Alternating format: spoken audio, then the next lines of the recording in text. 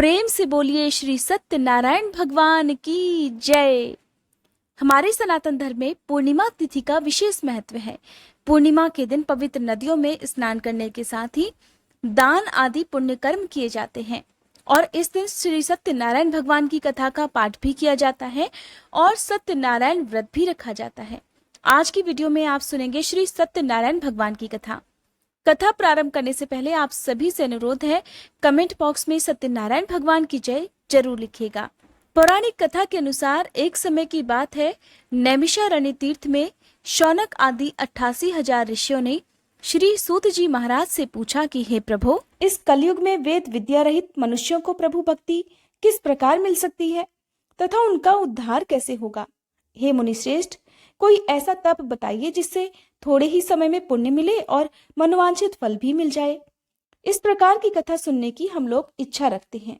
तब सभी शास्त्रों के ज्ञाता श्री सूत जी कहने लगे, हे वैष्णवों में पूज्य, आप सभी ने प्राणियों के हित की बात पूछी है, इसलिए मैं एक ऐसे श्रेष्ठ और व्रत के बारे में आप लोगों को जरूर बताऊंगा जिसके बारे में नारद जी ने श्री लक्ष्मी नारायण जी से पूछा था और लक्ष्मीपति श्री हरि ने नारद जी से कहा था। अब आप सभी से सुनिए। एक समय की बात है, देवर्षि नारद जी दूसरों के हित की इच्छा लिए अनेकों लोकों में घूमते हुए मृत्यु लोक में जा पहुंचे। वहां उन्होंने अनेक योनियों में जन्मे सभी मनुष्यों को अपने अपने कर्मों के अनुसार पीड़ा झेलते हुए देखा। उनका दुख देखकर नारद जी सोचने लगे कि ऐसा क्या किया जाए जिससे निश्चित रूप से मानव के दुखों का अंत हो जाए। इसी बात पर विचार करते हुए वह विष्णु लोक को गए। वहां नारायण की स्तुति करने लगे और कहने लगे कि नारायण नारायण, हे भगवान, आप अत्यंत शक्ति से संपन्न हैं, निर्गुण स्वरूप, सृष्टि के कारण भक्तों के दुख को दूर करने वाले हैं, आपको मेरा प्रणाम है। इस प्रकार नारद जी की स्तुति सुनकर भगवान श्री हरि बोले, हे मुनिश्रेष्ठ, आपके मन में क्या बात है उसे निसंकोच कहो। इस पर नारद मुनि कहने लगे कि मृत्युलोक में अनेक योनियों में जन्मे मनुष्य अपने कर्मों के द्वारा अनेकों दुखों से दुखी हो रहे हैं। हे प्रभु, आप तो ये बताइए कि वो मनुष्य थोड़े से प्रयास से ही अपने दुखों से छुटकारा कैसे पा सकते हैं। तब श्री हरि कहने लगे, हे नारद, मनुष्यों की भलाई के लिए तुमने बहुत उत्तम प्रश्न पूछा है। स्वर्गलोक और मृत्युलोक दोनों में एक दुर्लभ उत्तम व्रत है जो पुण्य देने वाला है। आज प्रेमवश होकर मैं उसे तुमसे कहता हूं। श्री सत्यनारायण भगवान का व्रत अच्छी तरह विधान पूर्वक करके मनुष्य तुरंत ही यहाँ सुख भोग कर मरने पर मोक्ष प्राप्त करता है। श्री हरि के वचन सुनकर नारद जी बोले कि उस व्रत का फल क्या है प्रभु, और उसका विधान क्या है, ये व्रत किसने किया था, इस व्रत को किस दिन करना चाहिए, आप सब कुछ विस्तार से बताएं। नारद जी की बात सुनकर फिर श्री हरि कहने लगे, दुख और शोक को दूर करने वाला, यह सभी स्थानों पर विजय दिलाने वाला है। मानव को भक्ति और श्रद्धा के साथ शाम को श्री सत्यनारायण जी की पूजा धर्मपरायण होकर ब्राह्मणों और बंधु बांधवों के साथ करने के साथ ही यथाशक्ति यथा अनुसार भक्ति भाव से भगवान को भोग लगाएं, आरती गाएं और ब्राह्मणों सहित बंधु बांधवों को भी भोजन कराएं। उसके बाद ही स्वयं भोजन करें। कीर्तन भजन के बाद भगवान की भक्ति में लीन हो जाएं। इस तरह से सत्यनारायण भगवान का यह व्रत करने पर मनुष्य की सारी इच्छाएं निश्चित रूप से पूर्ण होती हैं। इस कलयुग का अर्थात कली काल में मृत्युलोक में मोक्ष का यही एक सरल उपाय बताया गया है। श्री सूत जी बोले, हे ऋषियों, जिसने पहले समय में इस व्रत को किया था, अब उसका इतिहास कहता हूँ, ध्यान से सुनो। सुंदर काशीपुरी नगरी में एक अत्यंत निर्धन ब्राह्मण रहता था। भूख प्यास से परेशान वह धरती पर घूमता रहता था। ब्राह्मणों से प्रेम करने वाले भगवान ने एक दिन ब्राह्मण का वेश धारण कर उसके पास जाकर पूछा, हे ब्राह्मण देवता, नित्य दुखी होकर तुम पृथ्वी पर क्यों घूमते हो। तब वह दीन ब्राह्मण बोला, मैं निर्धन ब्राह्मण हूँ, भिक्षा के लिए धरती पर घूमता हूँ। यदि आप इसका कोई उपाय जानते हो तो बताओ। वृद्ध ब्राह्मण रूपी भगवान कहने लगे कि सत्यनारायण भगवान मनोवांछित फल देने वाले हैं, इसलिए तुम उनका पूजन करो। इसे करने से मनुष्य सभी दुखों से मुक्त हो जाता है। वृद्ध ब्राह्मण बनकर आए सत्यनारायण भगवान उस निर्धन ब्राह्मण को व्रत का सारा विधान बताकर अंतर ध्यान हो गए। अगले दिन सुबह उठने के साथ ही उस बूढ़े ब्राह्मण ने मन में संकल्प लिया कि सत्यनारायण भगवान का व्रत करूंगा, और फिर अपने नित्य कर्मों से निवृत्त होकर वह भिक्षा के लिए चल पड़ा। उस दिन उसे भिक्षा में बहुत सारा धन प्राप्त हुआ। उसी धन से उसने परिवार के साथ भगवान सत्यनारायण की पूजा की और व्रत रखा।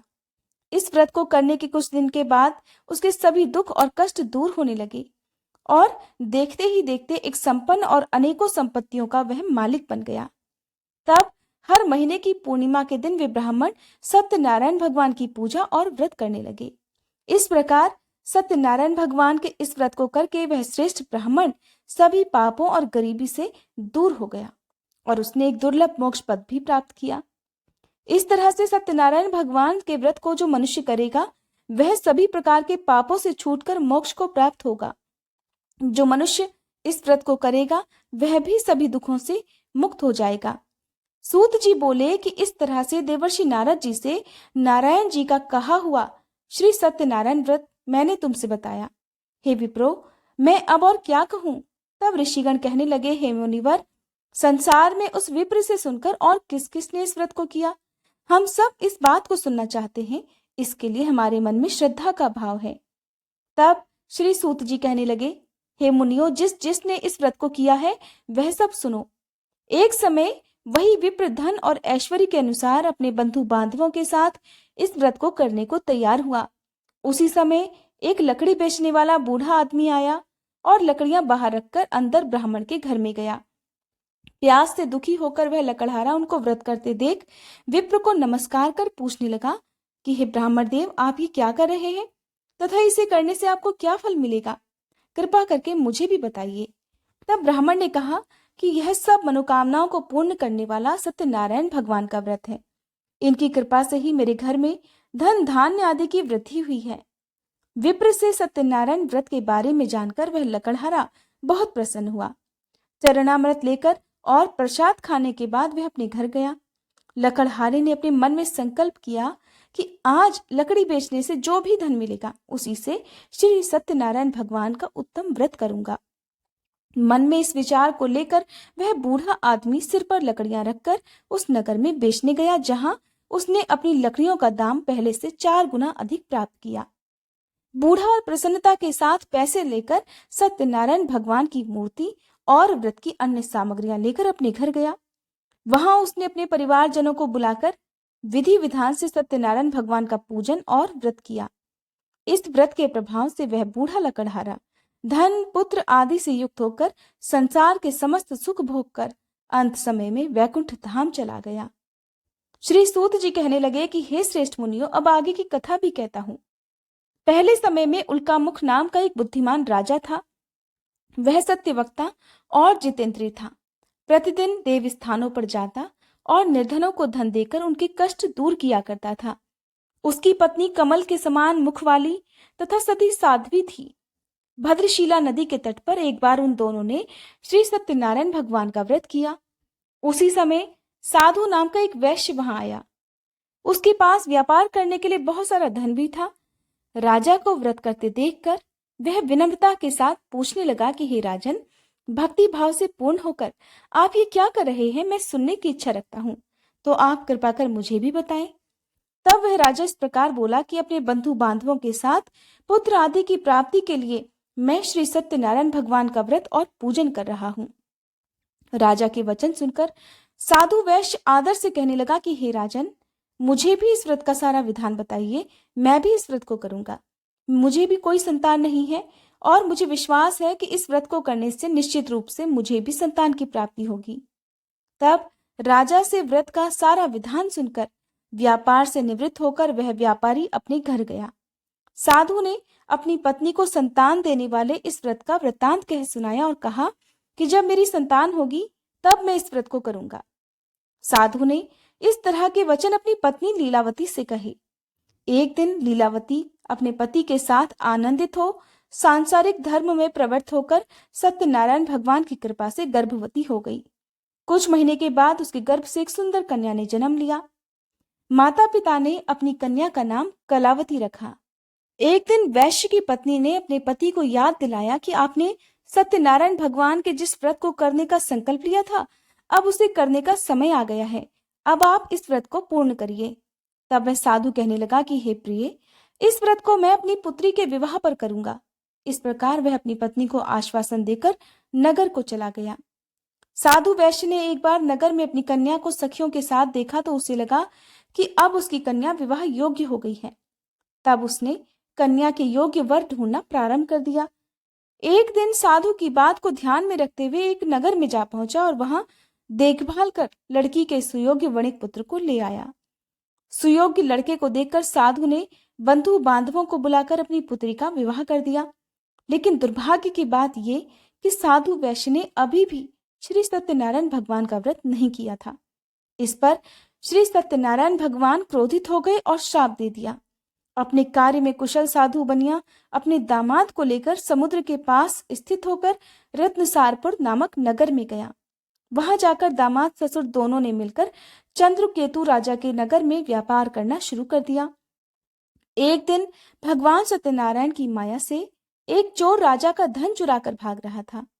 उसने राजा के सिपाहियों को अपना पीछा करते देख चुराया हुआ सारा धन वहां रख दिया जहां साधु अपने दामाद के साथ ठहरा हुआ था।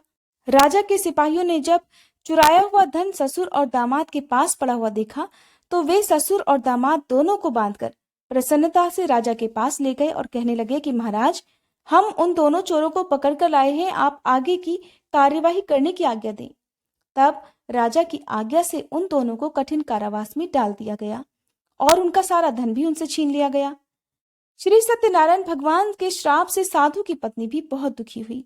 घर में जितना भी धन रखा था उसे चोर चुरा ले गए। शारीरिक तथा मानसिक पीड़ा और भूख प्यास से अति दुखी होकर अन्न की चिंता में कलावती एक ब्राह्मण के घर गई। वहां उसने श्री सत्यनारायण भगवान का व्रत होते देखा, फिर कथा भी सुनी और वह प्रसाद ग्रहण कर रात को अपने घर वापस आई। तब माता ने कलावती से पूछा कि हे पुत्री, तुम अब तक कहाँ थी, तुम्हारे मन में क्या है? तब कलावती ने अपनी माता से कहा कि हे माता, मैंने एक ब्राह्मण के घर में श्री सत्यनारायण भगवान का व्रत होते देखा है। तब कन्या के वचन सुनकर लीलावती भगवान के पूजन की तैयारी करने लगी। लीलावती ने अपने परिवार और बंधु बांधवों के सहित सत्यनारायण भगवान का पूजन किया और उनसे वर मांगा कि मेरे पति तथा दामाद शीघ्र ही घर वापस आ जाएं। साथ ही ये भी प्रार्थना की कि हम सभी के अपराध क्षमा करें। श्री सत्यनारायण भगवान इस व्रत से संतुष्ट हो गए और राजा चंद्रकेतु को सपने में दर्शन देकर कहने लगे कि हे राजन, तुम उन दोनों वैश्यों को छोड़ दो और तुमने उनका जो भी धन लिया है उसे भी वापस कर दो। अगर तुमने ऐसा नहीं किया तो मैं तुम्हारा सारा धन, राज और संतान सभी कुछ नष्ट कर दूंगा। राजा को यह सब कहकर वह अंतर्ध्यान हो गए। प्रातःकाल सभा में राजा ने अपना स्वप्न सभी को सुनाया। फिर कहने लगे कि उन दोनों को कैद से मुक्त कर सभा में लाओ। वैश्यों ने आते ही राजा को प्रणाम किया। तब राजा कहने लगा कि हे महानुभावों, भाग्यवश ऐसा कठिन दुख तुम्हें प्राप्त हुआ है, लेकिन अब तुम्हें किसी बात का कोई भय नहीं है। ऐसा कहकर राजा ने उन दोनों को नए वस्त्र आभूषण भी पहनाए और जितना धन उनका लिया था उससे दोगुना धन वापस कर दिया। इस तरह दोनों वैश्य अपने घर की ओर चल दिए। श्री सूत जी महाराज कहने लगे कि इस प्रकार वैश्यों ने मंगलाचार कर अपनी यात्रा प्रारंभ की और अपने नगर की ओर चल दिए। उनके थोड़ी ही दूर जाने पर दंडी वेशधारी श्री सत्यनारायण भगवान ने उनसे पूछा, हे साधु, तेरी नाव में क्या है? तब अभिमान से भरा हुआ वह वैश्य कहने लगा कि हे दंडी, आप क्यों पूछते हो, क्या धन लेने की इच्छा है? मेरी नाव में तो बेल और पत्ते भरे हुए हैं। वैश्य के ऐसे कठोर वचन सुनकर भगवान कहने लगे कि तुम्हारा वचन सत्य हो। दंडी ऐसे वचन कहकर वहां से दूर चले गए। कुछ दूर जाकर समुद्र के किनारे बैठ गए। इधर दंडी के जाने के बाद साधु वैश्य ने नित्य क्रिया के पश्चात अपनी नाव को जब ऊंची उठते देखा तो बड़ा आश्चर्य हुआ और नाव में बेलपत्ते आदि भरे हुए देखकर वह मूर्छित होकर जमीन पर ही गिर पड़ा। वापस होश आने पर वह अत्यंत शोक में डूब गया। तब उसका दामाद कहने लगा कि पिताजी, आप शोक मत मनाइए, ये सब दंडी का ही श्राप है, इसलिए हमें उनकी ही शरण में जाना चाहिए, तभी हमारी मनोकामना पूर्ण हो सकेगी। दामाद की बात सुनकर वह दंडी के पास पहुंचा और अत्यंत भक्तिभाव नमस्कार करके कहने लगा कि हे महाराज, मैंने आपसे जो असत्य वचन कहे थे उनके लिए मुझे क्षमा कर दी। ऐसा कहकर वह रोने लगा। तब दंडी भगवान कहने लगे कि हे वणिक पुत्र, मेरी आज्ञा से बार बार तुम्हें दुख प्राप्त हुआ है, तू मेरी पूजा से विमुख हुआ है। तब वह साधु वैश्य कहने लगा कि हे भगवान, आपकी माया से ब्रह्मादि देवता भी आपके रूप को नहीं जानते। तब मैं भला ज्ञानी कैसे जान सकता हूँ? अब आप प्रसन्न होइए, मैं अपनी सामर्थ्य के अनुसार आपकी पूजा और व्रत अवश्य करूंगा। हे प्रभु, मेरी रक्षा करो और पहले के समान मेरी नौका में धन भर दो।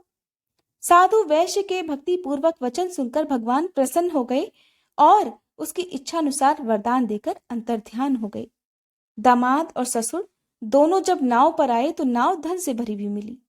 फिर वहीं अपने अन्य साथियों के साथ सत्यनारायण भगवान का पूजन कर वे दोनों अपने नगर को चल दिए। जब नगर के नजदीक पहुंचे तो दूत को घर पर खबर करने के लिए भेज दिया। दूत साधु की पत्नी को प्रणाम कर कहने लगा कि मालिक अपने दामाद सहित नगर के निकट आ गए हैं।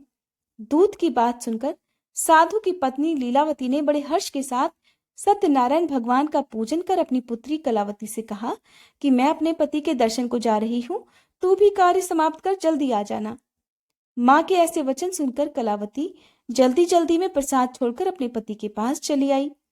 इस तरह प्रसाद की अवज्ञा के कारण श्री सत्यनारायण भगवान रुष्ट हो गए और नाव सहित उसके पति को पानी में डुबो दिया। कलावती अपने पति को वहां न पाकर रोती हुई जमीन पर गिर गई।